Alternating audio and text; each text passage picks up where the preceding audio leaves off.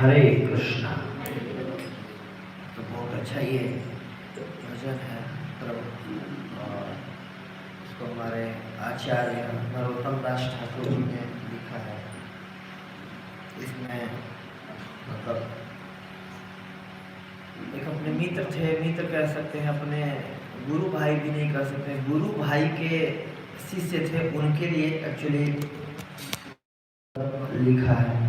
और अचानक से सारे धीरे धीरे जब चैतन्य महाप्रभु और उनके पास सरस्वती से विरह हो गए, तो उनके विरह में, इसका जो नाम है विरह जनित गीत, ये जिन प्रार्थना से ये है। तो अच्छा, जे आनिलो प्रेम धन करुणा प्रचुर, जो आने थे मतलब लाए थे, और प्रेम का धन करुणा, अरे प्रचुर मात्रा में करुणा को हे ना प्रभु कोथा गेला आचार्य वो विश्वनाथ चक्रवर्ती ठाकुर और श्रीनिवास आचार्य कहाँ चले गए। श्रीनिवास आचार्य का पहले लिखे हैं, कहाँ मोर स्वरूप रूप कहाँ सनातन, कहाँ गए स्वरूप गोस्वामी, रूप गोस्वामी, कहाँ गए सनातन गोस्वामी। जो चैतन्य महाप्रभु के पहले दो शिष्य थे, और स्वरूप गोस्वामी जो ललिता सखी उनके साथ रहते थे, वो कहाँ दास रघुनाथ पतित पावन, और दास गोस्वामी और रघुनाथ दास गोस्वामी, रघुनाथ भट्ट गोस्वामी। तो दास लिख रहे हैं रघुनाथ दास गोस्वामी को, और रघुनाथ लिख रहे हैं रघुनाथ भट्ट गोस्वामी को, कि दोनों कहाँ गए जो पतितों को पावन करने वाले थे, पतित पावन थे। और एका काले कोथा गेला गोरा नटराज, और अचानक से कहाँ चले गए चैतन्य महाप्रभु जो गौर वर्ण के थे, जो और जो नटराज थे, नाचने वालों में राजा थे, मतलब बहुत अच्छा नाचते थे, कीर्तन करते थे। और इसीलिए मैं बहुत दुखी हूँ, पाषाण पोथिको माथा अनले पसी को, कि पाषाण जाऊंगा और अपने को जला दूंगा। आचार्यों से हम प्रार्थना कर सकते हैं कि आशीर्वाद देते कि गुरु भाई में आपस में प्रेम हो, और यही जीवन का लक्ष्य है। हमारे आध्यात्मिक जीवन में यही जीवन का साधन है और साध्य दोनों है, भक्तों से प्रेम डेवलप करना। ओके, तो आज बहुत ही महत्वपूर्ण दिन है। गंगा माता स्वामिनी जिनका आज आविर्भाव है, बलदेव विद्याभूषण जी का त्योहार, और गंगा जी का आज प्राकट्य की तिथि है। गंगा जी का पूजा है, गंगा मेला भी कई जगह मेला लगता है, और गंगा जी का प्राकट्य आज ही के दिन हुआ था। आज जैसे जो गंगा सागर वाला दिन होता है, वो जो फैब में आता है, उस दिन एक्चुअली गंगा जी सागर से मिली थी। आज प्रकट हुई थी, चलना शुरू किया था इन्होंने, और गोमुख से कहाँ गंगोत्री होगा, तो वहाँ से चलते चलते फिर बीच में जामुनी भी पी गए, जो रोजी खत्म हो गई। फिर उनको प्रसन्न किए, हाथ पैर जोड़ करके फिर लेकर के चले। तो आज जा करके जो माघ महीने में आता, उस दिन वो गंगा जी सागर से मिली थी, और गंगा सागर में मेला लगता है।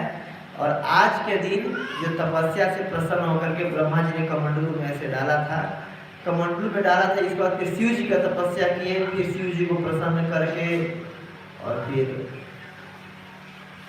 ले करके चलना शुरू किए थे वहां से आज के दिन। तो इसका कथा हो चुका है फरवरी महीने में। तो आज बहुत जो हमारे प्रमुख आचार्य, जैसे कि भारत का 1947 में आज़ादी के लिए कई सारे लोग लड़ाई लड़े थे, चंद्रशेखर आजाद, भगत सिंह, सुभाष चंद्र बोस, अलग अलग इनका योगदान है। महात्मा गांधी जी का, जिनको राष्ट्रपिता कहते हैं, है कि नहीं, नोट पे जिनका वो आता है, फोटो आता है। तो इन्होंने अपने देश के लिए, देश को बचाने के लिए, देश के संरक्षण के लिए, देश के आज़ादी के लिए लड़ाई लड़ी थी। वैसे ही एक बहुत बड़े स्वतंत्रता सेनानी तो कह ही सकते हैं। और हमारे जो परंपरा है, जो गौड़िया वैष्णव, इसके लिए आज़ादी की लड़ाई लड़ी थी। इसको प्रमाणित करने के लिए जो लड़ाई लड़ा था बलदेव विद्याभूषण जी ने, तो उस लड़ाई के जैसे मतलब बदौलत ही हम यहाँ पर आराम से हैं, बैठे हुए हैं, और इसका प्रचार कर रहे हैं, और लोग मान रहे हैं कि हाँ ये वैष्णव हैं। नहीं तो हमें बिल्कुल उड़ा के फेंका जा रहा था, और कई सारे आरोप लगाए गए थे। और सबसे मेन था कि ये तो हम प्रमाणिक ही नहीं है, हटाओ। तो राधा कृष्ण किया, ये वो प्रमाणिक ही नहीं है बिल्कुल, और इनको कोई अधिकार नहीं है पूजा करने का। बिल्कुल ऐसे आरोप लगाए गए। पुजारी को बोला कि हाँ जी आप छोड़िए, हटिए, बहुत हो गया आप लोगों का नौटंकी, ये सब समाप्त कीजिए, खत्म कीजिए। पता नहीं कौन कौन तीन तमाम मार लिया आपस में, और आपस में ये नया परंपरा निकाल दिए, कौन सा कि गौड़िया संप्रदाय जी हैं, नया संप्रदाय निकाल दिए गौड़िया संप्रदाय। सब बकवास ही सब, क्या प्रमाण है? बस कई सारे आरोप लगाए गए और लगभग समाप्त होने के कगार पे आ गया था। जैसे कि जब प्रभुपाद जी ने अमेरिका में इस्कॉन की स्थापना की, तो कई सब सारे केस लगाए गए थे, नहीं इस्कॉन कोई प्रमाणिक नहीं है, ये कोई ऐसा कल्ट नहीं है, नया कल्ट निकाल दिए, जैसे हिप्पी आंदोलन है वैसे इस्कॉन आंदोलन निकाल दिए, ये हटाओ भगाओ इनको, सारे कैद करो, जेल में बंद करो जितने बन चुके हैं, बाकी इनको हटा के भगाओ यहाँ से और आगे कुछ नहीं होने दिया जाएगा। फिर प्रभुपाद जी ने उसको केस मुकदमा हुआ था, वकील किया गया था। प्रभुपाद जी बोले थे कि इसको दलील देने के लिए मैंने 48 पुस्तक लिखे, उसको बोलो जज को सारा मेरा पुस्तक पढ़े, इसके बाद उस पर वो करे। फिर फाइनली प्रभुपाद के कई सारे सेवकों को जाना पड़ा कोर्ट में, कोर्ट केस हुआ, कई लोग जेल गए। इसके बाद फिर अमेरिका में प्रमाणित किया गया कि नहीं इस्कॉन एक प्रमाणित संप्रदाय है और इसका प्रचार प्रसार किया जा सकता है। फिर प्रभुपाद जी बोले कि हाँ अब मेरी विजय हुई, अब मैं जो गुरु ने आदेश दिया था कि इतने बड़े देश में जब मां संयुक्त राष्ट्र पूरे उसमें मान लिया गया, तो हाँ जी अब पूरे भारत में तो कोई आरोप था नहीं कि फिर जितने भी पाश्चात्य देश हैं उसमें जब वहाँ के जैसे सुप्रीम कोर्ट है भारत का, वहाँ के मुख्य उसमें कोर्ट में ये केस गया था, इतने इसकी ब्रेन वॉश किया जा रहा है सब फालतू में। कृष्ण का वो आज तक कृष्ण को तो हम सुने नहीं, नया ही भगवान ला दिया इन्होंने स्वामी जी ने, और कई सारे हमारे लोगों को फंसाया जा रहा है और कई सारे क्रिश्चियनों को हिंदू बना रहे हैं ये स्वामी जी। तो वहाँ पर जब ये पूरा कई पेज कर लिख करके आए कि ये प्रमाणिक है और हिंदू धर्म से जुड़ा हुआ है, सनातन धर्म से जुड़ा हुआ है, तो वैसे ही हमारे इस गौड़िया वैष्णव पर आया था आज के लगभग 400 साल पहले, जब चैतन्य महाप्रभु वगैरह जा चुके थे। तो उसकी हम बात करेंगे अच्छे से, और गंगा माता गोस्वामिनी इन पे भी बात करेंगे। तो एक बार गुरु परंपरा से आशीर्वाद ले लेते हैं और वैष्णव से आशीर्वाद ले लेते हैं, फिर चर्चा करने का हम प्रयास करेंगे। क्या प्रश्न हुए थे, क्या उत्तर दिए गए थे और कैसे प्रमाणिक माना गया, जिसके दम पे हम आज प्रचार कर रहे हैं और खुद भी फॉलो का प्रयास कर रहे हैं, करवा रहे हैं। ओम ज्ञानतिमिरन्धस्य ज्ञानाञ्जनशलाकया चक्षुरुन्मीलितं येन तस्मै श्रीगुरवे नमः। श्रीचैतन्यमनोभीष्टं स्थापितं येन भूतले स्वयं रूप कदा मह्यं ददाति स्वपदान्तिकं। वन्देऽहं श्रीगुरोः श्रीयुतापदकमलं श्रीगुरुन् वैष्णवांश्च श्रीरूपं सगण रघुनाथामितं तं सजीवं साद्वैतं सावधूतं परिजनसहितं कृष्ण चैतन्य देवं श्री राधा कृष्ण पादान् सहगण ललिता श्री विशाखान्वितांश्च।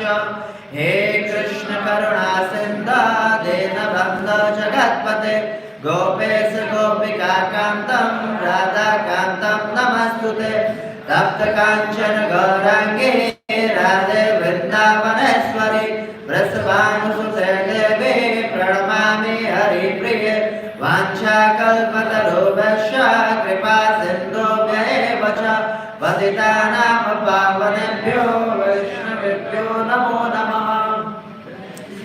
चैतन्य प्रभु नित्यानंद श्री अद्वैत गदाधर श्रीवास आदि गौर भक्त वृंद। हरे कृष्णा कृष्ण कृष्ण हरे हरे, हरे राम राम राम हरे हरे। नमो ओम विष्णुपादाय कृष्ण पृष्ठाय भूतले श्रीमते भक्ति वेदांत स्वामिने इति नामिने। नमस्ते सारस्वते देवे गौरवाणी प्रचारिणे निर्विशेष शून्यवादी पाश्चात्य देशतारिणे।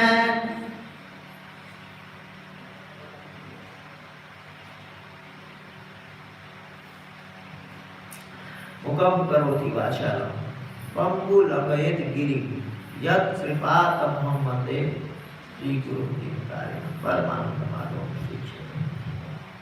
गुरु की कृपा से लंगड़ा आदमी पहाड़ डाक सकता है, भूखा आदमी वाचाल बन सकता है। उसी गुरु के आशीर्वाद की मैं याचना करूँगा, कामना करूँगा और सभी वैष्णव का आशीर्वाद है, ताकि पहली बार ये विषय वस्तु में अध्ययन किया हूँ भगवान का विशेष कृपा से, तो इस पर कुछ हम चर्चा करने का प्रयास कर सके। बहुत जरूरी है कि जैसे हम किस खानदान से, किस कुल से बिलोंग कर रहे हैं, उसका पीछे की हिस्ट्री को जानना और अपने संप्रदाय की फिलॉसफी को जानना, ताकि हम भी अपने चित्त में हमेशा कॉन्फिडेंस रहे कि जो भी मैं कार्य कर रहा हूँ ये दुनिया की सबसे बेस्ट काम है, अच्छा काम है और बिल्कुल प्रमाणित जगह पे हूँ मैं। और जो भी अपने जीवन का मैं बहुमूल्य समय लगा रहा हूँ, ऐसा नहीं होगा कि जीवन के आखिर में कह दिया जाए कि वो फालतू में तुम्हारा टाइम वेस्ट हो गया, ऐसा कुछ था ही नहीं। तो इसलिए चैतन्य महाप्रभु शिक्षा दिया करते थे, कई लोगों को अपने शिष्यों को शिक्षा देते थे कि सिद्धांत बलिया चित ना करे आलस, यहाँ है कि कृष्ण लागे सुदृढ़ मानस, कि सिद्धांत को समझने में आलस नहीं करना चाहिए। जितना ज्यादा फिलॉसफी समझेंगे, सिद्धांत समझेंगे, उतना ज्यादा दृढ़ता से कृष्ण से हमारा मानस रहेगा, कृष्ण में उतनी ज्यादा हमारी रति उत्पन्न होगी। और ऐसा नहीं रहेगा कि बस गंगा गए गंगादास, यमुना गई यमुनादास, कि कोई भी आकर के बहका रहे क्या करो ये सब फर्जी के बाद है, भक्ति करने कोई उम्र है, ऐसे करके कई सारे और कई फिलोसफिकल लोग प्रचार करने में जब निकलेंगे तो मिलेंगे। और फिलोसफी वाइज भी कोई कुछ भी पूछ सकता है, मन में भी कभी संशय आ सकता है, डाउट आ सकता है। तो अच्छे तरीके से हमें जानना चाहिए अपनी फिलोसफी को, क्या है कैसे है, ताकि ये संशय का हम मन में भी छेदन कर सकते हैं। तो देखते हैं कि कई सारे पुराने वैष्णव, देखिए भागवत क्लास में सारे पुराने लोग हैं, बात कर सकते हैं। कई सारे लोग 10 साल बाद, 15 साल बाद, 20 साल बाद भी हम देखते हैं आंदोलन छोड़ के चले जाते हैं, साधना करना बंद कर देते हैं, सब कुछ। क्यों? जो कि ये प्रामाणिकता पे और ये जो प्रोसेस प्रमाणिक है कि नहीं, मैं जो कर रहा हूँ प्रमाणिक है कि नहीं, ये सब इस पद्धतियों में कहीं ना कहीं संशय उत्पन्न हो जाता है। कहीं यूट्यूब पे कुछ देख लिए, कहीं किसी ने कुछ बोल दिया, कहीं किसी ने तर्क दे दिया। कई सारे मिशनरीज हैं, अलग अलग संप्रदाय के, अलग अलग धर्मों के मिल गए, उन्होंने कुछ तर्क दिया, तो उससे मन में संशय आ जाता है कि जो मैं कर रहा हूँ सही कर रहा हूँ कि नहीं कर रहा हूँ। कहीं ऐसा तो नहीं कि मेरे साथ भी चीट किया जा रहा है, या मुझे जो बताया गया वो भी मतलब कुछ गलत हो। या कई बार मन में संशय आ जाता है और हम किसी से पूछ नहीं पाते हैं, और वो संशय धीरे धीरे बड़ा होता जाता है, हम छोड़ जाते हैं। तो बहुत जरूरी है समझना इस चीज को, सिद्धांत को, कि हम कैसे। तो गंगा माता गोस्वामी जी पे 5 मिनट हम चर्चा करते हैं। तो ये आज बांग्लादेश में, लेकिन पहले बंगाल में एक राजा थे नरेश नारायण, तो उनकी पुत्री थी और ये राजकुमारी थी और बहुत सुंदर थी, बहुत सुंदर थी। तो काफी और देश के राजकुमार लोग उनसे विवाह करना चाहते थे, और जो राजा भी थे, प्रत्येक माता पिता की इच्छा होता है कि बेटे बेटी का विवाह करे, अपने राजकुमार, ये कहीं का राजकुमार से विवाह हो इसका। तो एकमात्र वो कन्या थी, और वो अलग अलग राजकुमारों का फोटो दिखाया जाता होगा कि देखो ये पसंद आ रहा है, यहाँ का राजकुमार है, इतना पढ़ा लिखा है, इतना इसका संपत्ति है। तो कोई भी इनको पसंद नहीं आता था, और एक्चुअली में कोई भी इनको भौतिक चीजों में कोई आनंद नहीं आता था, किसी में कोई टेस्ट ही नहीं था किसी भौतिक चीज में। तो राजा बोले देखो अब मेरा साम्राज्य है, इसको कौन संभालेगा भाई, तुम कोई विवाह कर नहीं रहे हो, पुत्र कोई है नहीं, या तो कोई तुम्हारा पुत्र उसको राज गद्दी पे बैठा है, या जिससे तुम्हारा विवाह हो जाए उस राजकुमार को बैठा है। बोली कोई दिक्कत नहीं, मैं कर लूंगी, लेकिन मैं विवाह नहीं करूंगी, मैं किसी के चक्कर में नहीं फंसना चाहती, पढ़ना चाहती हूँ। तो इस प्रकार वो भगवान का डीडीज का वर्शिप किया करती थी, और बोले कि देखो कोई भी मरते हैं इस भौतिक जन्म में, सब एक दिन साथ छोड़ेंगे, सब लोग एक दिन मरेंगे। जो विवाह करना है तो भगवान से करें कि भगवान हमेशा साथ देंगे, संबंध बनाना है तो भगवान से बनाएं, क्योंकि बाकी सारे के सारे संबंध एक दिन खत्म हो जाएंगे, भगवान का संबंध कभी खत्म नहीं होगा। तो किसी भी भौतिक पुरुष से, किसी भी यहाँ के व्यक्ति से मैं कोई संबंध नहीं बनाऊंगी। तो इस प्रकार कुछ दिन तक उन्होंने राज्य किया। इसके बाद फिर कोई मन ही नहीं लगता था राजकाज में, चली गई वृंदावन। तो वृंदावन में गई, वहां पर हरिदास पंडित जी से मिली, और हरिदास पंडित जो कि गदाधर पंडित जी के शिष्य परंपरा में आते हैं। ये हरिदास पंडित हरिदास ठाकुर जी नहीं है। तो हरिदास पंडित जी से बोली कि मैं आपसे दीक्षा लेना चाहती हूँ। तो बोले मैं आपको दीक्षा देना ही नहीं चाहता। तो बोले क्यों? बोले आप राजकुमारी हो, एक तो स्त्री हो, और आप स्त्री होकर के कहाँ, मतलब शास्त्रों में कहा गया है कि स्त्री को हर कंडीशन में विवाह करना चाहिए, और संन्यास वर्जित है स्त्री का। और विशेष रूप से जैसे अगर स्त्री बच्ची रहती है तो अपने पिता के केयर में रहे, जवान होती है जब युवा अवस्था में, तरुण अवस्था में तो अपने पति के केयर में रहे, और जब वृद्ध हो जाती है तो अपने जवान बच्चों के केयर में रहे। लेकिन स्त्री को कहीं भी स्वतंत्र होना है, बिना विवाह का कहीं वो नहीं है। आप विवाह करके आइए अपने पति के साथ, फिर मैं आपको दीक्षा दे सकता हूँ, ऐसे नहीं दूंगा मैं। तो बोली कि अब रिक्वेस्ट की बार बार वो डिनाई करते थे। फिर बोले कि आप तो राजकुमारी, आप ऐश्वर्य में इतने अच्छे अच्छे कपड़े पहनती हैं, ऐश्वर्य है, कई सारी सेविकाएं हैं, ऐसे करके।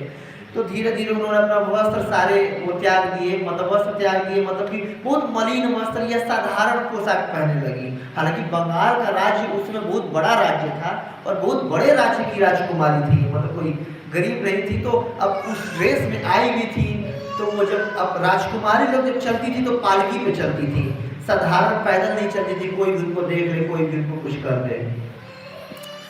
तो इसके बाद फिर वो जो राजकुमारी बोली कि ठीक है, वो साधारण वेश में रहने लगी।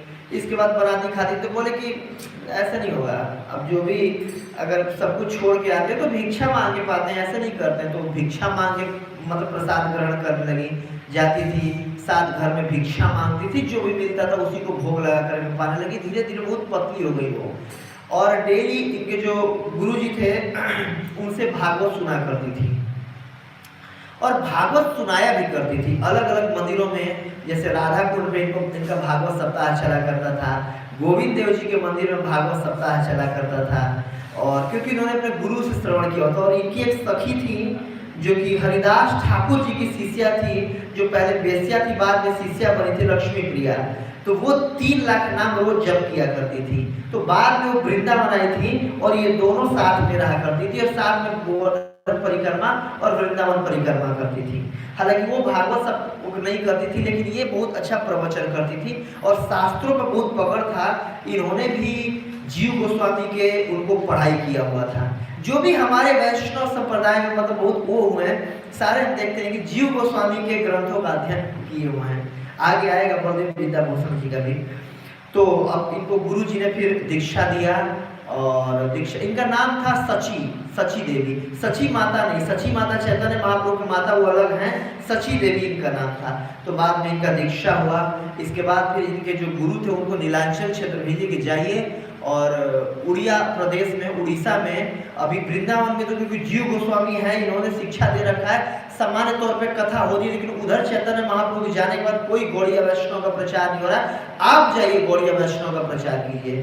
तो आई वो, और आ करके सची देवी चैतन्य महाप्रभु का जो रहते थे उसके बगल में ही सार्वभौम भट्टाचार्य के घर पे रहने लगी। तो एक दिन उनके मन में ऐसा आया मन में कि आज मुझे जा करके और गंगा सागर में स्नान करना चाहिए, गंगा स्नान सब लोग जाते हैं। तो अब सोची लेकिन मैं जा नहीं सकती, गुरुजी ने बोला हुआ कि यहाँ पर आके प्रचार करना है। तो उनको रात्रि में स्वप्न आया, और जो जगन्नाथ जी बोले कोई दिक्कत नहीं है, जो बगल में श्वेत गंगा है, श्वेत गंगा आप लोगों ने देखा है, चैतन्य जगन्नाथ जी के मंदिर के बगल में ही एक बहुत बड़ा तालाब है श्वेत गंगा करके, पूरी में। तो बोले आप इसमें स्नान करना, और ये गंगा से पीने, और आप वो हो जाओगे, मतलब गंगा में स्नान होगा। तो वो गई और उसमें स्नान करी। तो स्नान करते हुए जो गंगा जी का वहाँ पर जल था वही उनको ले जाके मतलब जगन्नाथ जी के ऑल्टर के अंदर, जगन्नाथ जी के चरणों से गंगा निकली और इनको बहाती हुई चरणों में ले गई। तो चरणों में ले गई, वहाँ पर अब ऑल्टर के अंदर चली गई सवेरे। अब उधर से आवाज आ रहा था छपक छपक पानी का। तो सारे जो पंडा लोग सवेरे जगह बोले कि भाई पानी कहाँ से आ गया, और किसी का आवाज आ रहा है, कोई बोल रहा है। तो देखी, सब खोल करके देखे, 5 ताले लगते हैं, ताले खोले गए तो देखी कि एक स्त्री है।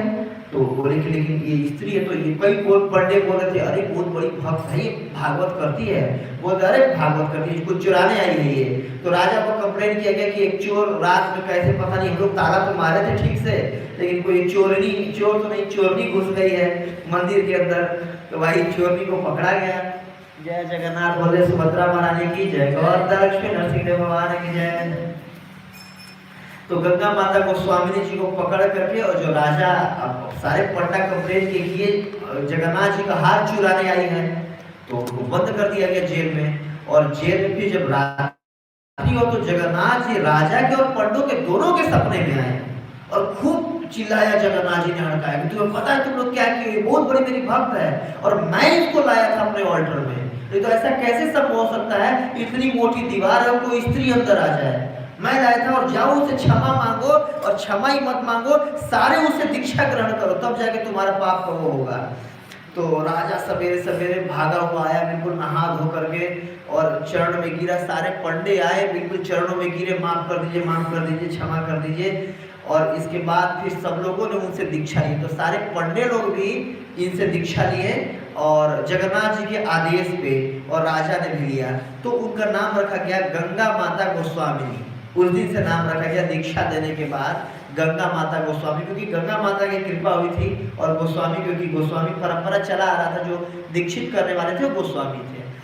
तो इस प्रकार वहाँ पर रेगुलर भागवतम किया करती थी। राजा प्रजा और सब लोग आते थे सुनने के लिए इनका भागवत। और फिर राजा बोले कि मैं आपके लिए कुछ देना चाहती हूँ, मना कर दी कि नहीं मुझे कुछ नहीं चाहिए। तो बोले नहीं नहीं, फिर भी आप मेरे गुरु हैं, कुछ लीजिए। तो बोले ठीक है, एक पॉट जो जगन्नाथ जी को रोज भोग लगता है, चावल का और एक दालमा का, आप भिजवा दिया कीजिए डेली, और बस, और बाकी मैं कुछ स्वीकार नहीं करूँगी, क्योंकि जो भी शिष्य थे उनको बांटने के लिए। तो आज भी जगन्नाथ जी के मंदिर में जो भोग लगता है, यहाँ पर जो सार्वभौम भट्टाचार्य जी का वो है, वहाँ पर इनका वास था गंगा माता मठ में, आज भी डेली जाता है। तभी से परंपरा चलती आ रही 400 सालों से कि हो जाता है। और आज जो कि इस्कॉन में फीमेल दीक्षा गुरु का भोग ये चल रहा है पिछले 1-2 साल में। तो यही 2 तर्क उठाए जा रहे हैं कि पहला जो गंगा माता गोस्वामी जी की भगवान की आज्ञा से इन्होंने दीक्षा दिया था। तो जो भगवान की आज्ञा इच्छा हो सकती है कि कोई स्त्री दीक्षा दे सकती, तो आपको क्या दिक्कत है? कई तर्क है जीबीसी का, ये कई माताओं का तर्क है कि जब भगवान चाहते हैं, कोई प्रमाणिक अगर गुरु शिष्य परंपरा में आ रहा है और भगवान के आदेश पर जो कोई दीक्षा, जब भगवान का माने, तो आपको क्या दिक्कत है? माताओं को भी देना चाहिए दीक्षा, और माताएं भी दीक्षा गुरु हो सकती हैं, ये तर्क है। अभी क्या फैसला आया है, अभी कोई फैसला फिक्स रूप से नहीं आया है, और क्या आएगा ये भगवान जाने और जीबीसी जाने, बट ये तर्क है। और दूसरा, जानवा माता वो भी दीक्षा देती थी, जो कि नित्यानंद प्रभु की पत्नी थी, और नित्यानंद प्रभु ने उनको प्रोत्साहित किया था कि आप शिष्य स्वीकार कीजिए और प्रचार कीजिए गौड़ देश में।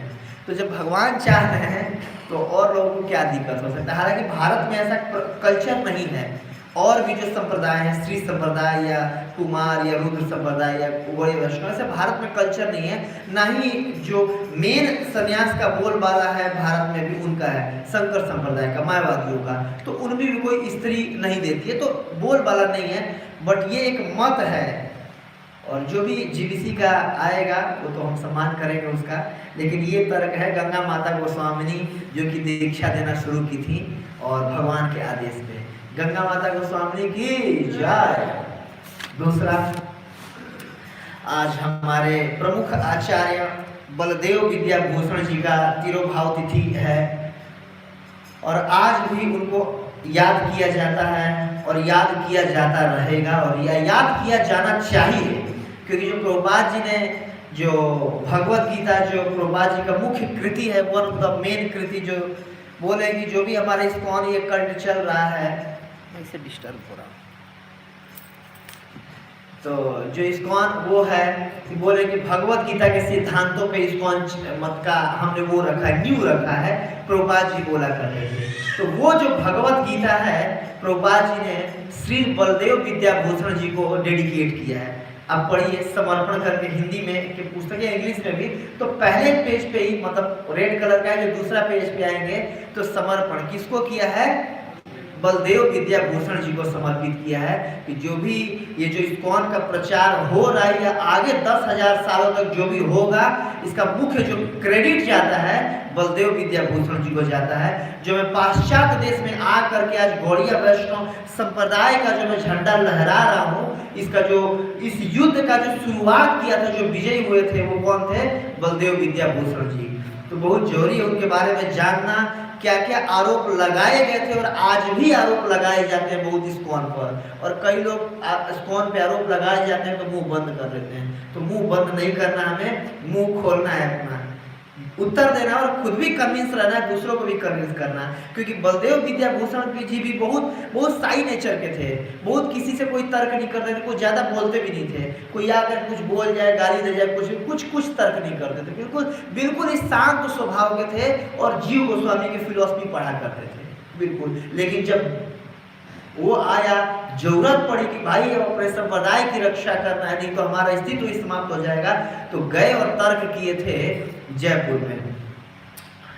तो उनका जन्म जो हुआ था बालेश्वर में हुआ था। एक डिस्ट्रिक्ट है जो कि रेमुणा करके जगह है, जहाँ पर आज भी खीरचोर गोपीनाथ जी का मंदिर है, आप लोग जा सकते हैं, उड़ीसा में। तो वहाँ पर जन्म हुआ था और बचपन से ये विद्वान थे, बैरागी टाइप के थे और ये संन्यास लेना चाहते थे। तो उसकी खोज में गए, गुरु की खोज में।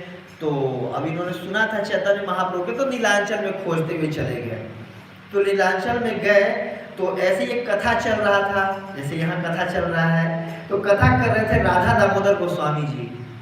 तो राधा दामोदर गोस्वामी जी की कथा में बैठे, उनसे रेगुलर जाकर सुनने लगे। फिर उनको अच्छा लगा, उनको बोले कि मैं आपसे दीक्षा लेना चाहता हूँ। तो बोले देखो मैं तो ज़्यादा विद्वान नहीं हूँ और मैं सुना हूँ कि आप बहुत बड़े विद्वान हैं, तो मैं आपको कैसे दीक्षा दूँ। लेकिन फिर भी उनके रिक्वेस्ट उन्होंने दिया। तो जो राधा दामोदर गोस्वामी वो शिष्य हैं नयनानंद प्रभु के। नयनानंद प्रभु शिष्य हैं रसिकानंद प्रभु जी के, और रसिकानंद प्रभु जी शिष्य हैं श्यामानंद प्रभु के। श्यामानंद प्रभु जी शिष्य हैं गौरी पंडित, नाम सुने हैं, जो कि बिगड़ा आज भी अंबिका कालीना में है। तो गौरी पंडित जी के, और गौरी पंडित जी नित्यानंद प्रभु के सखा भी थे और उनकी शिष्यता भी स्वीकार किए थे। तो ये हमारे परंपरा में आते हैं बलदेव विद्याभूषण जी। तो ये दीक्षा का इनका हुआ, और इनका शिष्य जो शिक्षा परंपरा है, इनको राधा दामोदर गोस्वामी ने ये बोला था कि क्योंकि आप बहुत विद्वान हो और मैं आपको इतना मतलब विद्वान नहीं हूँ, मैं आपको इतना वो नहीं कर सकता। और अभी हमारे गौड़िया वैष्णव के जो सबसे बड़े विद्वान हैं विश्वनाथ चक्रवर्ती ठाकुर, और उनसे जाकर के आप शिक्षा ग्रहण करो वृंदावन में। तो जो गुरु शिष्य परंपरा में ये नाम आता है, एक्चुअली में इनके शिक्षा गुरु हैं विश्वनाथ चक्रवर्ती ठाकुर, बलदेव विद्याभूषण के दीक्षा गुरु थे ये राधा गोविंद दामोदर गोस्वामी थे। तो आए यहाँ पर ये, और ढूंढते हुए पहले विश्वनाथ चक्रवर्ती ठाकुर के पास गए, बोले कि मैं आपसे शिक्षा लेना चाहता हूँ। तो बोले देखो मैं क्या शिक्षा दूँ, मैंने शिक्षा ली हुई है जीव गोस्वामी से और जीव गोस्वामी के ग्रंथों से, तो आपको भी मैं यही दे सकता हूँ। तो जीव गोस्वामी के जो षड संदर्भ उनको पढ़ाया था, किन्होंने, विश्वनाथ चक्रवर्ती ठाकुर ने पढ़ाया था इनको, और जो अपना टीका लिखे हुए थे वो उनको पढ़ाए थे। और बोले क्योंकि बेटा तुम विद्वान हो, तुम अभी कम उम्र के हो, तो एक काम करो, जितने भी और संप्रदाय के भी जो वेदांत सूत्र है उसका भी तुम अध्ययन करो, क्योंकि तुम संस्कृत, हालांकि इनके शिष्य नहीं थे, इन्होंने इनको दीक्षा नहीं दी थी, लेकिन बहुत प्रेम से पढ़ाते थे, अपने साथ रहते थे, अपने मठ में रखते थे और इनको पढ़ाते थे। और कोई भी पुस्तक लिखते थे तो बोलते थे कोई भी आपको कहीं हो तो मेरे से पूछो, या मेरे पुस्तकों का वो करो। तो अब इस तरीके से वृंदावन में रहने लगे, उनसे पढ़ाई करने लगे। तो 17वीं शताब्दी के उसमें शुरुआत में 1670 में, ये एक बार की बात है, औरंगजेब महाराज अपने उस पे थे और अक्सर दिल्ली से और आगरा जाया करते थे। तो जाते समय देखे कि कोई हिंदू का मंदिर है, तो उसका बहुत बड़ा मतलब बहुत ऊंचा मंदिर, इस पे ज्योत जल रही है। तो उन्होंने पता लगाया, मंत्री पता लगाओ भाई कहाँ पर इतनी बड़ी ज्योत जल रही है। तो बताया गया कि एक वृंदावन करके जगह है मथुरा में, और यहाँ हिंदुओं का एक मंदिर है राधा गोविंद जी का मंदिर, और वो 7 मंजिला मंदिर है, और मंदिर के सबसे उछला वाले उस पे एक घी का पॉट रहता है, उसमें दीपक जलाया जाता है, अखंड ज्योति जलती है। बोले अच्छा, ये तो इसका मतलब ज्योति मेरे आगरा तक आ रही है, इतना ऊंचा हिंदू का कैसे मंदिर हो गया?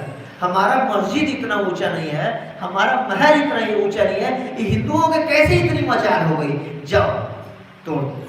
तो उन्होंने आदेश पारित किया कि उनको कि जहाँ पनाह करने वो हो रहा था, तो जाओ पूरा जितना मंदिर है वृंदावन में हिंदुओं का सदरा मंदिर तोड़ दो, उनको मूर्तियों को तोड़ दो, और ब्राह्मणों को काट के उनका जनेऊ मेरे पास आना चाहिए, जनेऊ देखने के बाद ही भोजन करूंगा मैं।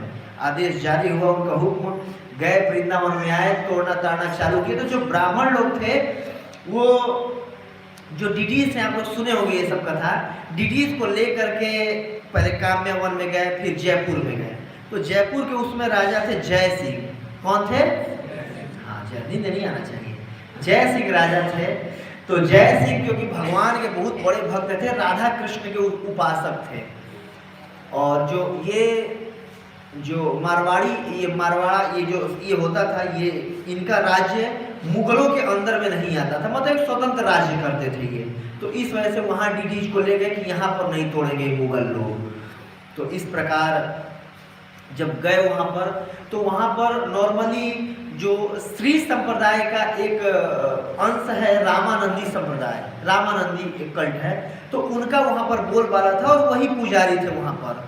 और जब देखे कि यहाँ पर गोविंद देव जी आए हैं, साथ में राधा रानी मिला दी गई हैं, तो उनको तो अपना कुर्सी खतरे में लगने लगी। और सारा खेल कुर्सी का ही है, क्योंकि राजा उनको पैसा दिया करता था पुजारियों को, और राजा से वो मेंटेनेंस मिलता था। उनको लगा कि अब ये हम लक्ष्मी नारायण के उपासक हैं, राजा लक्ष्मी नारायण की पूजा करता है, और जब जी गोविंद देव जी मतलब राधा कृष्ण आ जाएंगे तो हमारा भाव कम हो जाएगा।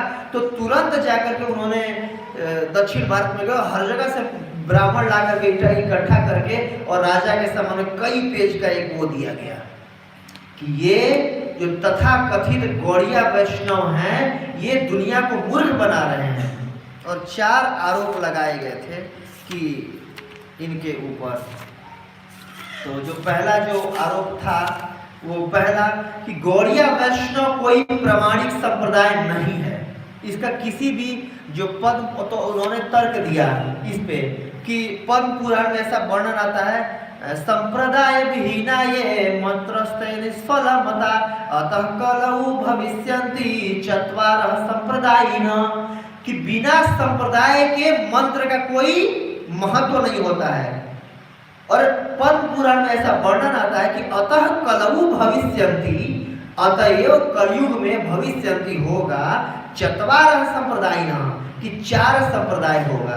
अगले श्लोक में आता है, ये 4था नंबर का श्लोक था, 5वें नंबर के श्लोक में आता है, श्री ब्रह्म रुद्र सनकः वैष्णवः क्षिति पवनः चत्वार ते कलौ भव्य ही उत्कले पुरुषोत्तमाय, कि श्री ब्रह्म रुद्र और सनक ये 4 संप्रदाय होंगे।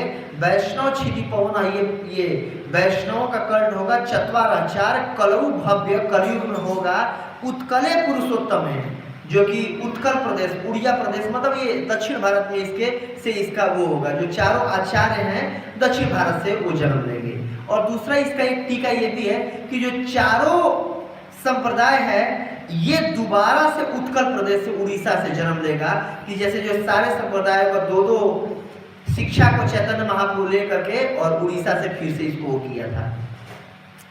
तो और अगला और डीप में जाएंगे, श्लोक में आता है, रामानुजम शरीरस्वी चक्रे मध्वचारणम चतुष्कुमार श्री विष्णु स्वामिनम इंद्रो निम्बार्क आदित्य चतुसन, कि सारे आचार्यों का भी नाम लिखा हुआ है। तो ठीक है, तो आपका ये गौड़िया कहाँ से आ गया? गौड़िया कहाँ से आ गया? इसमें तो कहीं गौड़िया शब्द एक भी जगह नहीं आया है। गौड़िया कहाँ से आ गया जी? आप लोग बोलते हो गौड़िया वैष्णव है। तर्क में बात कीजिए, फिलोसफी बात कीजिए, कोई सेंटिमेंट में बात नहीं होगा। अब बिल्कुल ये था कि जो भी आप बोलेंगे शास्त्र प्रमाण देकर के बोलेंगे, लोग मान रहे हैं, लोग कह रहे हैं, कुछ नहीं चलेगा। ये मैं जो बोल रहा हूँ शास्त्र के ऊपर बोल रहा हूँ, आप जो बोलेंगे शास्त्र के ऊपर बोलेंगे। इस तरीके से राजा जय सिंह के दरबार में होने मतलब बिल्कुल तर्कातर्की हुआ गया। नहीं तो ये गोविंद देव जी को यहाँ हटाया जाए पहले, और ये राधा रानी इनका तो मुंह नहीं देखना चाहते हम। इसका तो कहीं शास्त्रों में भी कोई वर्णन नहीं है। देख करके इन्होंने लक्ष्मी नारायण के ऊपर पुरुषों पे से 2-4 श्लोक बोले कि जो सबसे ऊपर है लक्ष्मी नारायण है, इस तरीके से हटाओ, इसको हटाया जाए इसको इस तरीके से। लेकिन जो राजा थे उनकी सहानुभूति थी राधा कृष्ण के उसके ऊपर। तो इस प्रकार उन्होंने जब अब गोविंद देव जी को उसी करने से मना कर दिया कि इनके ऑर्डर को बंद किया जाए और राधा रानी को यहाँ से हटाया जाए, और अगर कुछ उपकार करना भी हो तो चलो इनके साथ रुक्मणी जी को या लक्ष्मी को लगा दिया जाए, इनकी नारायण के रूप में पूजा किया जाए, तो हम मान सकते हैं। इसका तो कतई नहीं मानेंगे हम, ना कैरेक्टर से अच्छा ये। इस तरीके से कई सारे आरोप लगाए गए हमारे गौड़िया वैष्णव फिलॉसफी पे।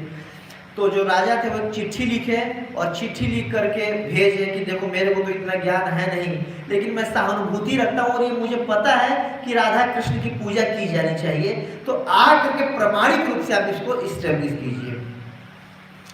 तो उन्होंने चिट्ठी लिख करके भेजा वृंदावन में विश्वनाथ चक्रवर्ती ठाकुर जी को, जो उस समय गौड़िया वैष्णव को लीड कर रहे थे। तो उस समय जो उनकी उम्र थी 90 साल से ऊपर हो चुकी थी, और मुश्किल से ये किसी डंडे के जोर पे या कोई उनका शिष्य हाथ पैर पकड़ करके ले जाते तो चल पाते थे। हाथ पैर बिल्कुल कांपता था उनका, और बोलने में भी मतलब अच्छे से बोल नहीं पाते थे। उनको चिट्ठी पढ़वाया गया, तो अब चिट्ठी पढ़ करके बोले कि देखिए हे आचार्य जी, हे गुरु जी, मुझे आपके प्रति सहानुभूति है, मैं आपको मानता हूँ कि आप अच्छे वैष्णव हैं, लेकिन क्योंकि अब यहाँ पर ये आन पड़ा है कि आप अपनी प्रामाणिकता को साबित कीजिए, नहीं तो राधा कृष्ण की पूजा पूरी दुनिया से बंद कर दी जाएगी, और मैं चाहता हूं कि आप आइए और यहाँ पर तर्क करके स्टेब्लिश कीजिए इसको, नहीं तो मैं न चाहते हुए भी मुझे बंद करना पड़ेगा ये। तो अब विश्वनाथ चक्रवर्ती ठाकुर जी को चिंता हुई कि मैं कहाँ से जाऊं, कहाँ से तर्क करूं, और पता नहीं कितने ब्राह्मण आए होंगे, सारे संप्रदाय वाले अगेंस्ट हैं हमारे गौड़िया वैष्णव को हटाने के लिए। तो अब ये सोच विचार करके सारे शिष्यों को बुलाए अपने, और इसके बाद फिर और एक जो बलदेव विद्याभूषण जी को पढ़ाया करते थे, हालांकि उनके शिष्य नहीं थे, ये दीक्षा तो उनको नहीं दिया था, लेकिन इनको बुलाए, बोले कि देखो बेटा, तुम अभी नौजवान हो, तुम पढ़ने में भी विद्वान हो, और मैं अपना सारा ज्ञान तुमको पढ़ाया हूँ जितना मेरे को ज्ञान है। और विश्वनाथ चक्रवर्ती विशेष रूप से हमें रसिक आचार्य बोले जाते हैं। क्या खास बात है, टीका अगर कोई पढ़े होंगे विश्वनाथ चक्रवर्ती ठाकुर जी का, तो मान लीजिए अर्जुन ने अगर गीता में ये श्लोक बोल रहे हैं, क्यों बोल रहे हैं, क्या मानसिकता थी अर्जुन को ये बोलने का, या कृष्ण क्या मानसिकता के साथ ये उत्तर दे रहे हैं, ये तक लिख दिया उन्होंने। या इसका विशेष रूप से अब जब गोपी गीत पढ़ेंगे या भ्रमर गीत, तो क्या सोच करके ना, मतलब महाभाव में राधा रानी का क्या आंतरिक स्थिति है मन की, वो तक लिख दिया विश्वनाथ चक्रवर्ती ठाकुर जी ने।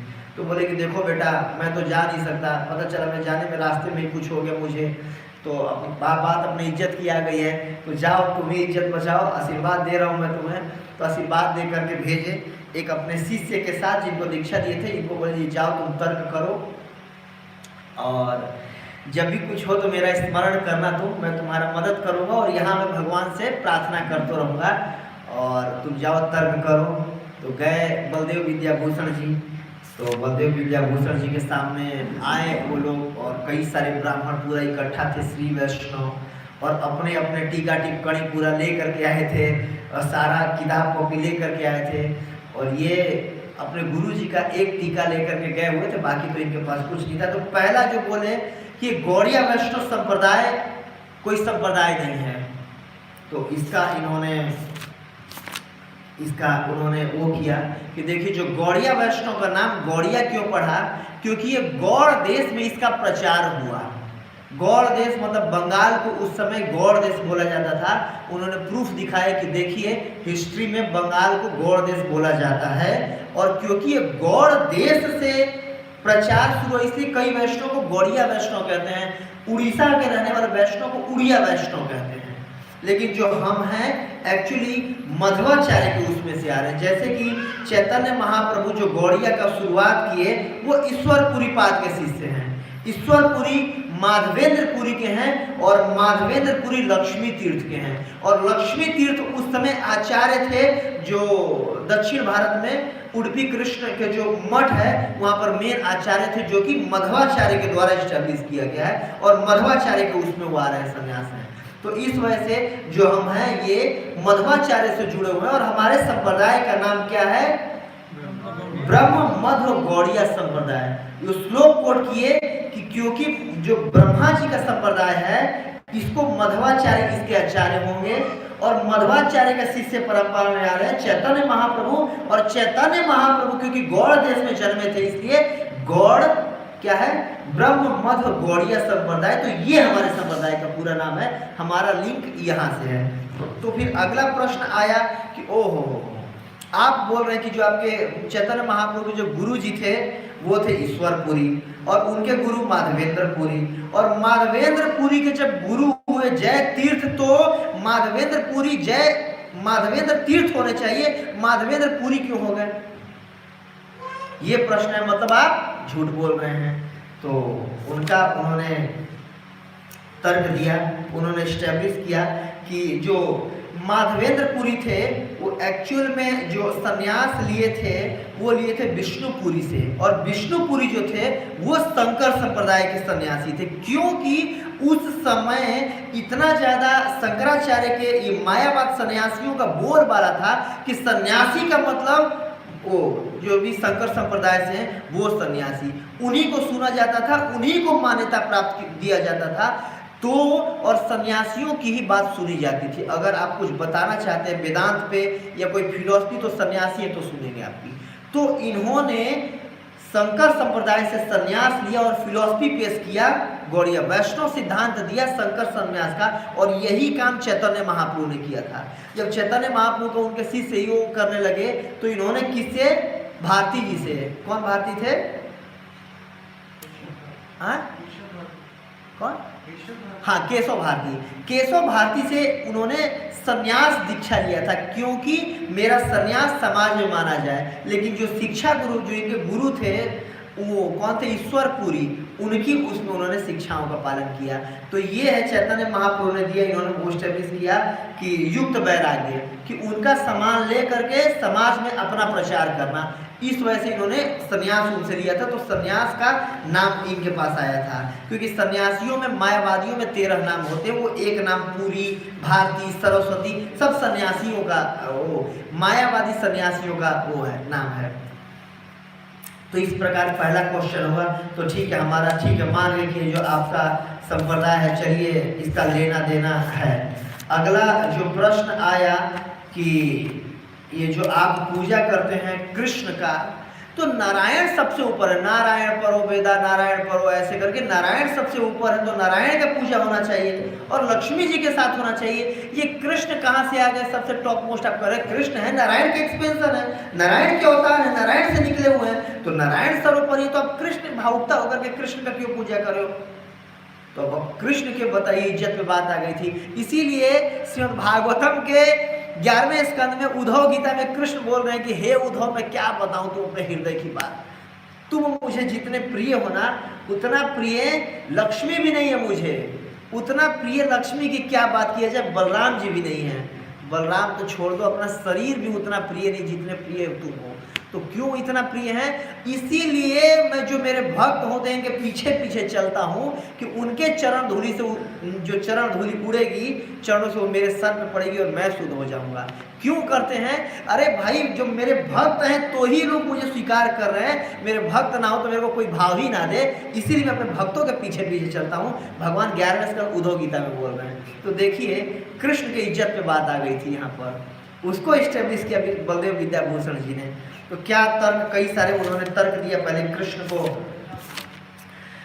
स्टेब्लिश करने के लिए कि संप्रदाय तो हो गया, कई सारे अलग अलग पुराणों से इन्होंने वो दिया, तर्क दिया।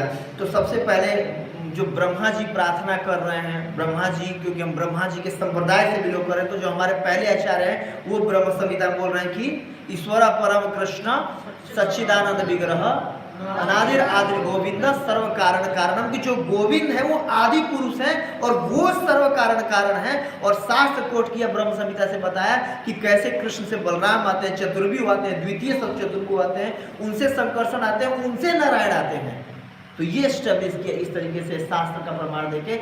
अगला बोले कि ये तो चलो ब्रह्मा जी ने आपके दिया, भागवत में कहाँ है? क्योंकि भागवत एक ऐसा ग्रंथ है जिसको चारों संप्रदाय मानते हैं, भागवत में कहाँ है? तो भागवत से इन्होंने वो किया 1:3:22 कि एतेच अंश कलाप, जो भागवत का परिभाषा सूत्र है, मतलब अगर कहा जाए पूरे भागवत को एक श्लोक में बोलिए तो भागवत का ये परिभाषा सूत्र है। एतेच अंश कलापुंस कृष्णस्तु भगवान स्वयं इंद्र आदि व्याकुलम लोकम हृदयंती युगे युगे।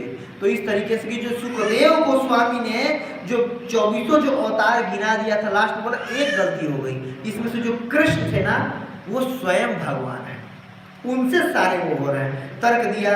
और भगवत गीता के, क्योंकि श्री भाष्य रामानुजाचार्य ने भी गीता का एक वो टीका दिया हुआ है, और उसमें रामानुजाचार्य ने भी जो ये श्लोक है, अहम सर्वस्य प्रभव मत्तः सर्वम प्रवर्तते, कि मैं सबका मालिक हूँ और मेरे से बड़ा और कोई बराबर नहीं है। तो उन्होंने बोला है कि कृष्ण ने बोला है, तो उसको इन्होंने प्रमाण देते हुए और दिया कि कृष्ण के अंदर 64 गुण हैं। नारायण के अंदर कितने गुण हैं? 60 गुण हैं। और जिस आप जो बोल रहे हो कि ठीक है लक्ष्मी नारायण या फिर द्वारका के कृष्ण की पूजा किया जाए लक्ष्मी के साथ या रुक्मणी के साथ, तो जो वो वाले कृष्ण हैं उनके अंदर भी 63 गुण है, 64 गुण नहीं है, वेणु माधुरी उनके अंदर नहीं है। तो जो इसीलिए कृष्ण द्वारका में पूर्ण है, मथुरा में पूर्णतर है और वृंदावन पूर्णतम है। 60 यहाँ पर पूर्ण रूप से 64 कलाएं अपने प्रदर्शित करते हैं। वेणु माधुरी, लीला माधुरी, रूप माधुरी, प्रेम माधुरी, ये सब वृंदावन में कृष्ण ने उपयोग किया है। तो इस प्रकार इन्होंने इस्टेब्लिश किया कृष्ण को कि नारायण से देखिए तत्व की दृष्टि से कोई अंतर नहीं, लेकिन रस की दृष्टि से कृष्ण ऊपर है। अच्छा जी, कृष्ण चलो गोविंद देव जी का इज्जत बच गया। अब आ गया बात राधा रानी के ऊपर। राधा रानी कहाँ से आ गई, कहाँ इनका वर्णन है आप बताइए। राधा रानी को वेद गोप्य कहा जाता है, वेदों में भी साधारणतया राधा रानी का वर्णन नहीं है। आप बताइए अगर पूजा करना भी है, चलिए हम मान लिए कि कृष्ण चलिए वो थोड़ा सा है आदि नारायण है, राधा रानी कहाँ से आ गई? करना भी है तो रुक्मणी देवी के साथ की जो उनसे विवाह हुआ था, राधा रानी के साथ कहाँ हुआ था? तो इन्होंने फिर तर्क दिया आगे। तो एक कोट है, ये सनातन गोस्वामी ने ब्रह्म वैवर्त पुराण में इससे ले करके राधा रानी के उसको स्टैब्लिश किया है, और जीव गोस्वामी ने गोपाल चंपू में इसको कोट किया है। और ये ब्रह्म वैवर्त पुराण से ये श्लोक आया है, श्री राधा नाम मंत्रेण। जैसे कई लोग हाँ ये कहते हैं कि जो सुखदेव गोस्वामी, आप बताइए भागवत में बोलते हैं, भागवत का प्रमाण दे रहे हैं ना, भागवत में कहाँ है राधा रानी का नाम? सारा लीला पर आप बार बार भागवत का नाम ले रहे हैं, कहाँ है? तो उन्होंने एक श्लोक की कोट किया कि क्यों सुखदेव गोस्वामी ने राधा रानी का नाम भागवत में नहीं लिया। एक बार एक वैष्णव लेक्चर दे रहे थे यहीं पर रोहिणी में ही, उन्होंने कहा था कि नहीं ये कोई प्रमाणित नहीं है, राधा रानी के जो तोते हैं सुखदेव गोस्वामी और ऐसा करके कई लोग कहते हैं।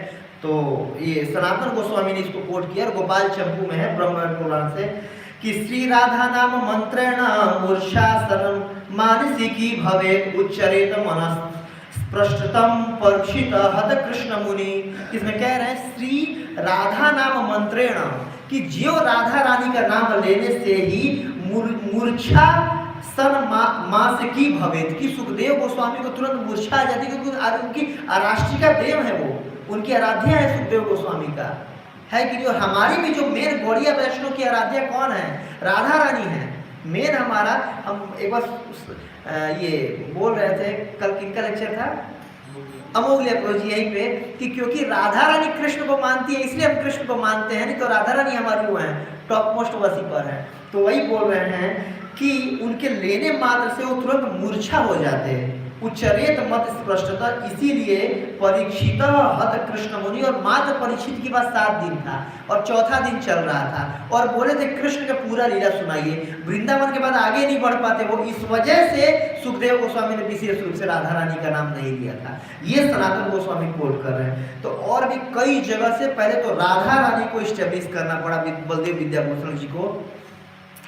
तो एक वो कोट कर रहे हैं ये बृहद गौतमीय तंत्र, जो कि ये पार्ट है किसका? चारों वेदों में अथर्व वेद का पार्ट है। तो अथर्व वेद से ले रहे हैं कि देवी कृष्णमयी प्रोक्ता राधिका परम देवता सर्व लक्ष्मी मयी सर्व कांति सम्मोहिनी परा, कि जो राधा रानी है कृष्ण देवी कृष्णमयी प्रोक्ता राधिका पर देवता, कि राधा रानी से सारी आपकी लक्ष्मियां निकली हुई है। जो आप कह रहे हैं कि रुक्मणी देवी का पूजा किया चाहिए, रुक्मणी देवी के वो इनकी चंद्रावली के एक्सपेंशन है कि नहीं? चंद्रावली और चंद्रावली राधा रानी के मूल एक्सपेंशन है। तो जितने भी ये जो भी हैं ये सब राधा रानी के ही एक्सपेंशन है, और राधा रानी मूल देवता है, कृष्ण की आह्लादनी शक्ति है। इस तरीके से इन्होंने सर्व लक्ष्मीमयी कि जो आपकी लक्ष्मी जी भी है ना, ये राधा रानी के विस्तारिणा है। और ये फिर उन्होंने कोट किया जो कि चैतन्य महाप्रभु ने उनको बताया था दक्षिण मार्ग में, तभी तो जो लक्ष्मी हैं वो कृष्ण के अगर मान लीजिए नारायण की अगर बहुत प्रिया है, नारायण ने अपने छाती पे वो दिया हुआ इनको स्थान, तो आपकी लक्ष्मी क्यों जाती है फिर कृष्ण के पीछे? अगर कृष्ण श्रेष्ठ नहीं होती, अगर गोपियां श्रेष्ठ नहीं होती, तो लक्ष्मी क्यों गोपियों के पीछे भागती हैं? और आज भी लक्ष्मी बेल वन में तपस्या करे कृष्ण को प्राप्त करने के लिए। और एक प्रमाण दिया, नारद पंचरात्र से भी प्रमाण दिया था, और सहस्त्र नारायण तंत्र से भी प्रमाण दिया था। और वहां से एक ऊर्ध्व नारायण तंत्र है जिसमें शिव जी पार्वती जी को बता रहे हैं, कृष्ण का महिमा बताए हैं और राधा रानी का महिमा बताए हैं, जिसको राधा कृपा कटाक्ष स्तोत्र के नाम से जाना जाता है। ये शिव जी ने पार्वती जी को बोला है कि सर्वश्रेष्ठ पूरे ब्रह्मांड में कौन है, तो बोल रहे हैं, इसका एक लाइन है 8वां नंबर श्लोक में कोट कर रहा हूँ। अनंत कोटि विष्णु लोक नम्र पद्मजार्चिता हिमाद्रिजा पुलोमजा विरंचिजा वरप्रदे अपार सिद्धि रिद्धि दिग्ध सत्पदांगुली नखे कदा करेस्य सिंह मान कृपा कटाक्ष भाजनम।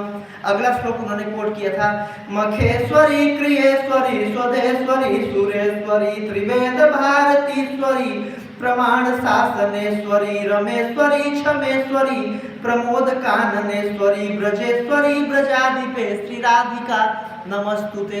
ये राधा कृपा कटाक्ष स्तोत्र से बता रहे हैं कि अनंत कोटि विष्णु लोक नम्र पद्म जार्चिता, कि अनंत कोटि जो आपके विष्णु लोक है, जो आपके नारायण का लोक है, नम्र नम्रता पूर्वक पद्म उनके चरण कमलों का आर्चिता, कि राधा रानी के चरण कमलों से आपके अनंत कोटि विष्णु लोग उत्पन्न हो रहे हैं। अनंत कोटि विष्णुओं की उत्पत्ति राधा रानी के चरणों से हुई है, और सारे विष्णु भी राधा रानी के चरण कमलों की पूजा करते हैं।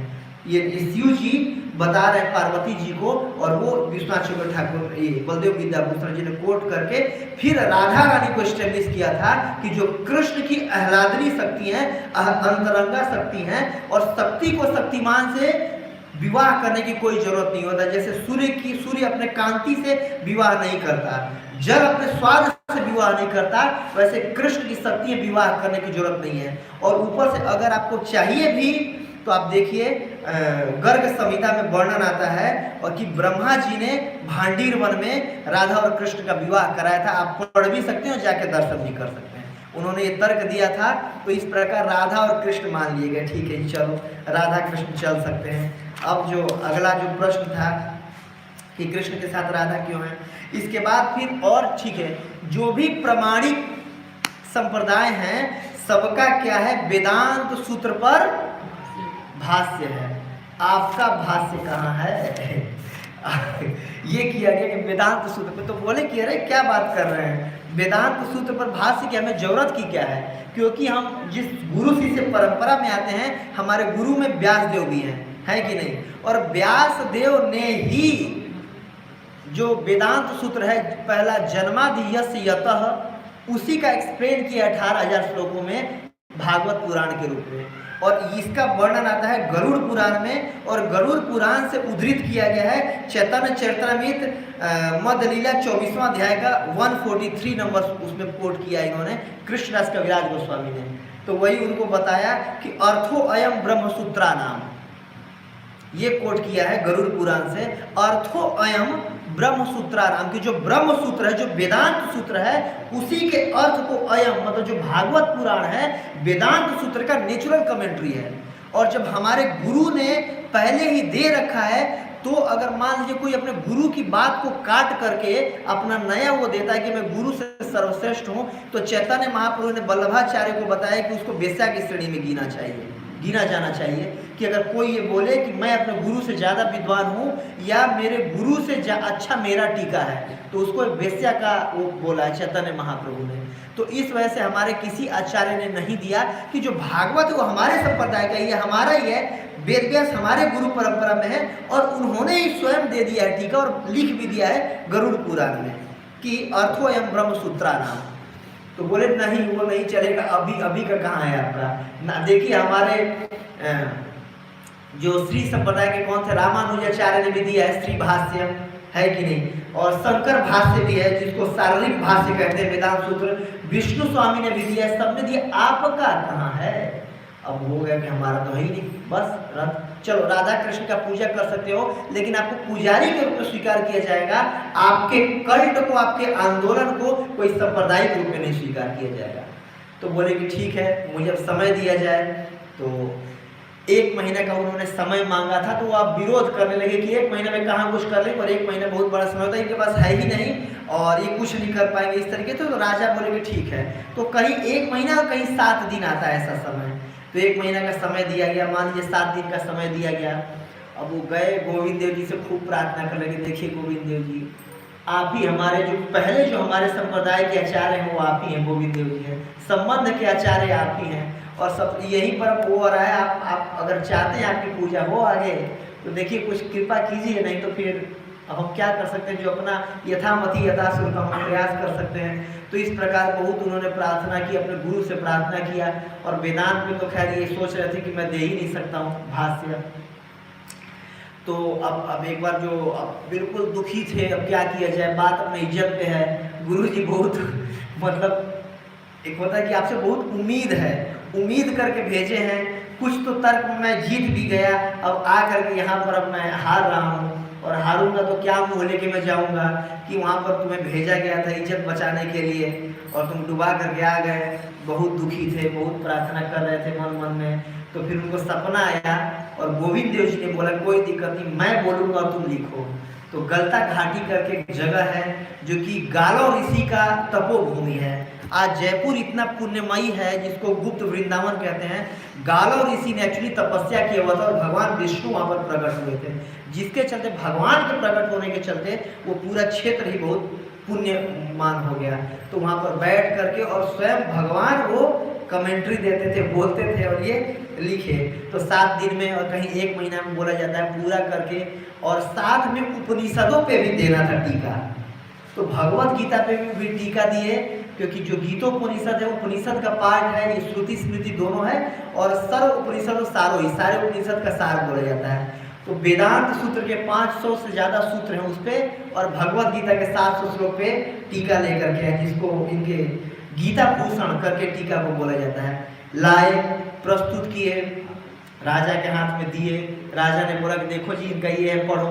तो सारे श्री संप्रदाय के जो उस समय जो प्रमाणिक जो आचार्य लोग थे पढ़े, और पढ़ करके ऐसा आश्चर्य कि ऐसा तो हो ही नहीं सकता कि कोई 1 महीने में वेदांत सूत्र पे, क्योंकि वेदांत सूत्र बना ही है सन्यासियों के लिए। वेदांत सूत्र की स्टडी जहाँ से शुरू होती है सन्यास के लेवल से, और गृहस्थों और इनके लिए तो बना ही नहीं वेदांत सूत्र। उसका 1 महीना में ऐसे टीका दे देना। तो इस प्रकार जब उन्होंने पढ़ा तो बिल्कुल पाया कि मतलब अद्भुत टीका है ये, तो जो हमारे आचार्यों ने दिया है उससे भी अद्भुत टीका है। तो इस प्रकार फिर वो जो सारे वो थे उनके चरणों में गिर गए कि क्षमा कीजिएगा, हम आपको करने लगे और आप हमें कृपया करके दीक्षा दे दीजिए। तो बोले देखो दीक्षा तो मैं नहीं दूंगा, क्योंकि आपको प्रमाणिक गुरु परंपरा से आपके गुरु के प्रति अवहेलना हो जाएगा, तो आपके लिए मैं प्रार्थना करूंगा। तो इस प्रकार फिर गोविंद देव जी का पूजा शुरू हुआ गौड़िया वैष्णव के द्वारा, और साथ में ही दोनों को हटा दिया गया था, जो कि गोविंद देव जी और कौन है, सनातन गोस्वामी के मदन मोहन जी और गोपीनाथ जी। फिर तीनों को वो करके इनकी पूजा चालू की गई, नहीं तो इन तीनों को बाइकाट कर किया जा रहा था। तो इस प्रकार जो हमारे संप्रदाय गौड़िया वैष्णव को प्रमाणिकता मिला कि हाँ ये भी प्रमाणिक है, और गौड़िया मद वैष्णव मतलब ये ब्रह्म संप्रदाय से आ रहे हैं। तो बहुत इसके लिए लड़ाई लड़नी पड़ी थी जो हमारे बलदेव विद्याभूषण जी उनको बहुत, और आगे चल के उन्होंने कई सारे ग्रंथों की रचना की है। सिद्धांत रत्न, प्रमेय रत्नावली, वैष्णव पद्मिनी जो कि इनका भागवत के 10वें स्कंद पर टीका है, बहुत सुंदर टीका है। गोपाल तापनी जो कि अथर्ववेद का एक पार्ट है उस पर टीका दिए, और तत्व संदर्भ जो कि जीव गोस्वामी जो संदर्भों की रचना की तो उस पर फर्दर इन्होंने टीका दिया है, और स्तवमाला, और जो मेन इनका वो है गोविंद भाष्य, क्योंकि उन्होंने सबके सामने स्वीकार किया कि भगवान इसको बोले हैं और भगवान का ये कमेंट्री है, मेरा कमेंट्री नहीं, गोविंद देव जी का कमेंट्री है। तो जो वेदांत सूत्र हमारे गौड़िया वैष्णव का है उसका क्या नाम है, गोविंद भाष्य, क्योंकि गोविंद देव जी ने इसको बोला। जैसे प्रभुपाद बोला करते थे कि जो मेरे पुस्तकें भगवान ने बोला और मैं लिखा हूँ, बोला करते थे प्रभुपाद जी। तो जो ये जो हमारा टीका है गीता पे, गीता भूषण, आप देखिए प्रभुपाद जी बहुत कोट करते हैं विश्वनाथ चंद्र ठाकुर बलदेव विद्याभूषण जी के उन टीकाओं को, क्योंकि भगवान ने दोनों टीका बोली थी, वेदांत सूत्र पे और ये। तो इस प्रकार आज के दिन हमें बहुत उपकार मानना चाहिए और ऐसे आचार्यों को याद करना चाहिए और सिद्धांत अच्छे समझना चाहिए। हाँ, एक चीज में भूल गया, बस 2 मिनट और लूंगा, क्षमा कीजिएगा। ये इस्टेब्लिश करने के लिए कि हम कैसे मतलब ये तो इस्टेब्लिश कर दिया, वैसे दीक्षा शिक्षा और भगवान को तत्व को इस्टेब्लिश करना पड़ा था हमें कि आपका जो तत्व है वो कौन है, हमारा अचिंत भेदा भेद तत्व, गौड़ीय वैष्णव मानते हैं। लेकिन जो आप कह रहे हो, जो आपके गुरु जी थे उनका क्या फिलॉसफी है, द्वैतवाद। जो शंकर संप्रदाय के थे अद्वैतवाद, उनको काट करके मध्वाचार्य ने किया था द्वैतवाद। लेकिन आपका तो एक फिलॉसफी ने सिद्धांतिक रूप से भी आप लोग अलग हैं। लास्ट में इन्होंने ये किया कि आप तो सिद्धांत के रूप से अलग हैं, तो इन्होंने फिर उसको स्टैब्लिश किया था कि देखिए अद्वैतवाद मतलब कि जीव और भगवान अद्वैत, दो नहीं है, एक है। अहम ब्रह्मास्मि सो अहम, ये जो शंकर संप्रदाय का वो है कि हम और भगवान एक हैं, दो नहीं है। जो जीव है, आत्मा और परमात्मा एक है। उसको काट करके उन्होंने स्टैब्लिश किया था द्वैतवाद, नहीं दो है। इसे जब भी देखिएगा मध्वाचार्य का तो ऐसे फोटो आता है, कई विग्रह तो ऐसे है, तो ऐसे विक्ट्री का साइन किए हुए, तो ये विक्ट्री का साइन एक्चुअली में द्वैतवाद है कि जीव और भगवान दो अलग हैं, दो हैं, एक नहीं है। और चैतन्य महाप्रभु ने इसी को और एक्सप्लेन कर दिया, क्या है, अचिंत भेद अभेद। बोले कि ये वही है, कुछ भी अलग नहीं है। अचिंत क्यों? कृष्ण के गुणों को समझना अचिंत है, क्योंकि कृष्ण अधोक्षज है। और भेद, जीव में और भगवान में भेद है। किस मात्रा में? आप देखिए क्यों, क्वांटिटी के लिए। जैसे कि अगर आप बोलेंगे कि जैसे कि समुद्र का पानी, एक बूंद पानी और पूरा समुद्र, दोनों क्वालिटी में सेम है, लेकिन एक बूंद पानी हाथ पे ले करके बोल सकते हैं कि मैं पूरा समुद्र उठाया हुआ हूं, नहीं। दोनों क्वालिटी वाइज मतलब एक है, लेकिन क्वांटिटी वाइज बहुत अलग है। वैसे जीव भी क्वालिटी वाइज भगवान के अंश है, ममे वंशो जीव लोगे जीव भूत सनातना एक है, लेकिन क्वांटिटी में बहुत अंतर है। हम अणु है, भगवान विभु हैं। तो ये हो गया अचिंत भेद और है भेद। भेद भी है और अभेद भी है, अंतर भी है और एक भी है, और इसको समझना अचिंत है। ये है अचिंत भेद अभेद तत्व जो चैतन्य महाप्रभु ने दिया है। तो इस वजह से हम मध्वाचार्य के उससे अलग नहीं है। जो मध्वाचार्य ने बोला है दोनों दो हैं, हम भी बोल रहे हैं दोनों दो हैं, लेकिन दोनों को समझना अचिंत है। जो चैतन्य महाप्रभु जो हमारा वो है गौड़ीय वैष्णव का अचिंत भेदा भेद तत्व। क्यों? क्योंकि भगवान गीता में बोल रहे हैं ममे वंशो जीव लोगे जीव भूत सनातना। जो सारे जीव हैं सनातन रूप से क्या है, मेरे अंश हैं। मतलब अंश हैं, अंश थे और अंश रहेंगे। तो मतलब दोनों अलग हैं। ये द्वैतवाद फिलॉसफी है, और जो हमारा अचिंत भेद अभेद ये फिलॉसफी है। तो इस तरीके से फिलॉसफिकली अपने आप को अलाइन किया, वेदों पर वो करके किया, और कृष्ण को एस्टेब्लिश किए, राधा रानी को एस्टेब्लिश किए, ताकि प्रभुपाद जी स्वतंत्र होकर के, प्रभुपाद जी ने जो वो किया था तो बलदेव विद्याभूषण जी के तर्क को भी वो दिया था कि देखिए राधा कृष्ण को पहले एस्टेब्लिश किया जा चुका है, तो हम गलत नहीं, हम प्रमाणिक है। अमेरिका में इस तर्क को दिया था।